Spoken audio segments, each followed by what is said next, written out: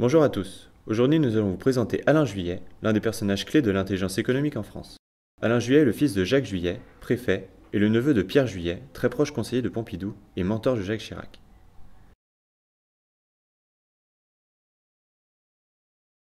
Après avoir fait des études à la faculté de droit de Paris, puis des études de lettres à Aix-en-Provence et à Toulouse, il est d'abord diplômé du groupe HEC, puis de l'université de Stanford, mais également de l'Institut des hautes études de défense nationale et de l'Institut des hautes études de sécurité intérieure.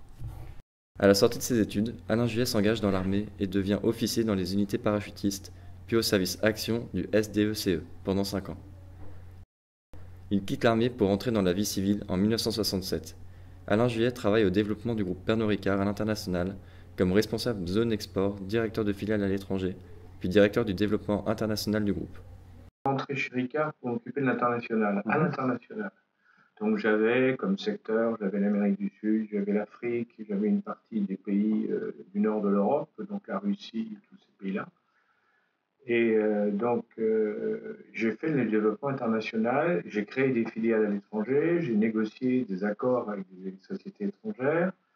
Bon, et donc en définitive, j'étais toujours dans des développements, développement international.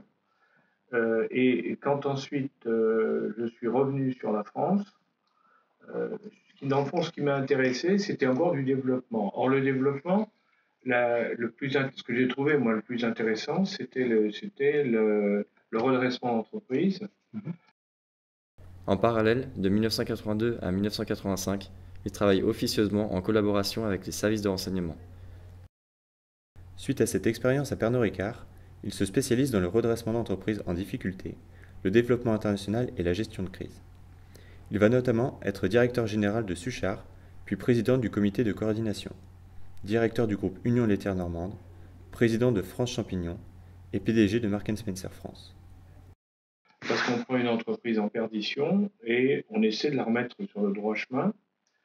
Et ça fait appel à toutes les connaissances que vous pouvez avoir, y compris la gestion de problèmes sociaux.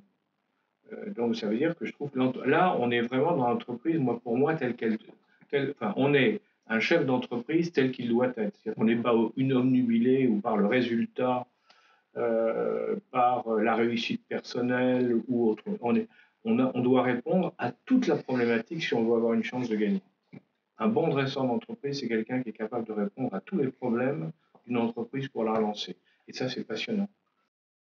Jusqu'alors homme de terrain, parfois considéré comme un agent double travaillant pour les services de renseignement, Alain Juillet sort de l'ombre au début des années 2000 et occupe en 2002 le poste de directeur de renseignement à la DGSE. En 2003, il devient haut chargé de l'intelligence économique au secrétariat général de la Défense nationale. Mon expérience dans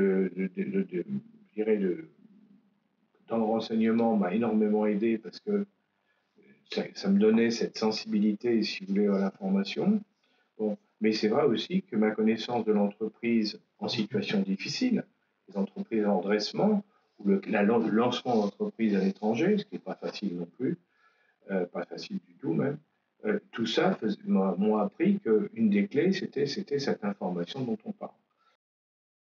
L'année suivante, il officie en tant qu'administrateur de l'Imprimerie nationale, représentant l'État et président du Cercle Culture Économie Défense. Depuis 2011, il préside le club des directeurs de sécurité d'entreprise, ainsi que la revue Sécurité et Stratégie à la documentation française. Enfin, en 2016, il devient président de l'Académie de l'intelligence économique. En tant que figure emblématique de l'intelligence économique, Alain Juillet profite de son expérience pour transmettre. Ça a été tout de suite, je me suis dit que j'avais pas le droit de garder pour moi ces expériences que j'avais vécues.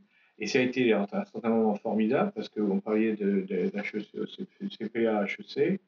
Il y a une année, les gens s'en souviennent, en promotion, une année où